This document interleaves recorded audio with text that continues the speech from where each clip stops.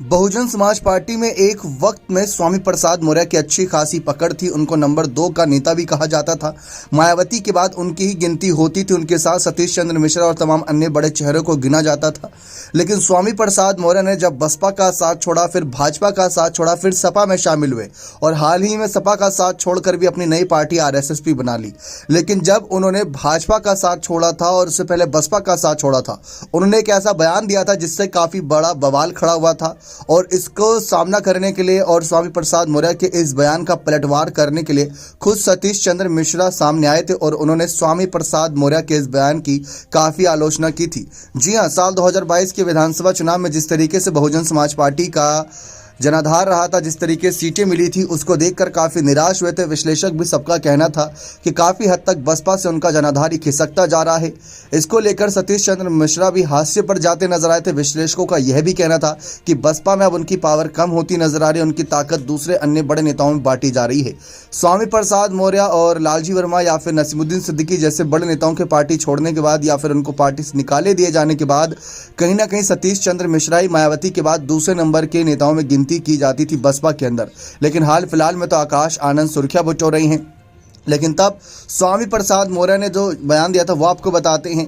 स्वामी प्रसाद मौर्य ने कहा था कि बसपा से भाजपा और फिर सपा का दामन थामने वाले मौर्य ने कहा था कि मैं जिसका साथ छोड़ता हूं उसका अता पता नहीं रहता। बहन जी मायावती इसका जीता जागता उदाहरण है। वह बाबा साहब और कांशीराम के सिद्धांतों से हट गई थी, उनको घमंड हो गया था। बहन मायावती ने दूसरा नारा दिया था, जिसकी जितनी तैयारी उसकी उतनी भागीदारी। वह थैली वालों के साथ खड़ी हो गई थी। तो ये कहीं ना कहीं स्वामी प्रसाद मौर्य ने बसपा और भाजपा दोनों पर ही निशाना साधा था। लेकिन इसका आलोचना करते हुए सतीश चंद्र मिश्रा सामने आए थे और बहुजन समाज पार्टी काफी भड़क गई थी इस बयान पर। उन्होंने इस बयान की काफी आलोचनाएं की थी। मायावती ने खुद इस बयान पर काफी कुछ बातें कही थी। लेकिन पार्टी महासचिव सतीश चंद्र मिश्रा ने तब कहा था कि अपने पुराने वक्तव्य याद कीजिए। समाज को बांटने वाली भाजपा व अपराधियों को संरक्षण देने वाली समाजवादी पार्टी में अब जाकर स्वामी प्रसाद जी आप समाज को क्या संदेश दे रहे हैं। समाजवादी पार्टी को गाली देने वाले आज खुद समाजवादी की गोद में जाकर बैठ गए हैं। ऐसा बयान सतीश चंद्र मिश्रा ने यहाँ पर दिया था स्वामी प्रसाद मौर्य के खिलाफ। तो जिस तरीके से माहौल बना था वह कहीं ना कहीं चर्चाओं का विषय था।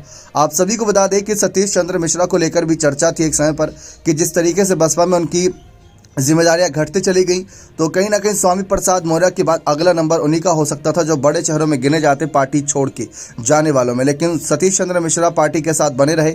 ना तो इसको लेकर बसपा की तरफ से कोई बयान सामने आया, ना ही यहाँ पर सतीश चंद्र मिश्रा ने इस पर अपनी कोई बात रखी थी। लेकिन जिस तरीके से ये पूरा घटनाक्रम रहा, सतीश चंद्र मिश्रा तो चर्चाओं में बने ही रहे। लेकिन अब जैसा कि आप देख सकते हैं, स्वामी प्रसाद मौर्य अपनी नई खुद की पार्टी के साथ आगे बढ़ रहे हैं। तो सतीश चंद्र मिश्रा आज भी बसपा के साथ बने हुए हैं और लोकसभा चुनाव में उनको बड़ी जिम्मेदारियां देने को लेकर खबरें भी सामने आ रही हैं। क्या आपको लगता है कि स्वामी प्रसाद मौर्य ने बसपा का साथ छोड़कर सही किया था, या जिस तरीके से उनके साथ पार्टी में हुआ था, जो कुछ भी घटनाक्रम थे, वह सही था या नहीं? अपने कमेंट सेक्शन में अवश्य रखिएगा। बहुत बहुत धन्यवाद।